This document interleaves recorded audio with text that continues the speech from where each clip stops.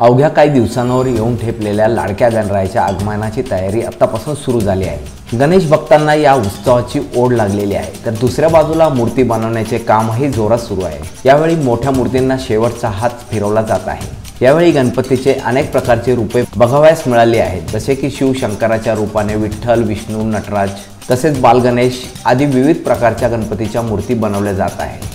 यावर्षी पीओपी कलरचा दर वाढल्यामुळे मूर्तीच्या किमतीमध्ये सुद्धा 25% वाढ होणार आहे। यंदा 7 ते 17 सप्टेंबर दरम्यान साजरा होणार असलेल्या गणेशोत्सवात मूर्तिकारांनी 2 महिन्यापूर्वीच मूर्ती बनवण्याची सुरुवात केली आहे। आता या कामाला अधिक वेग आला असून मूर्तिकारांनी ज्या मोठ्या मूर्ती साच्याद्वारे तयार केलेल्या आहेत त्या सुकल्यानंतर त्यावर रंगकाम केले जात आहे। यावेळी या मूर्तिकारांनी गणपतीची अनेक रूपे तयार केली आहेत, जसे की शिवशंकर, विठ्ठल, विष्णू, लालबागचा राजा, दगडूशेठ हलवाई, दख्खनचा राजा अशा अनेक वेगवेगळ्या प्रकारच्या गणेशाच्या मूर्ती बाजारात उपलब्ध असणार आहे।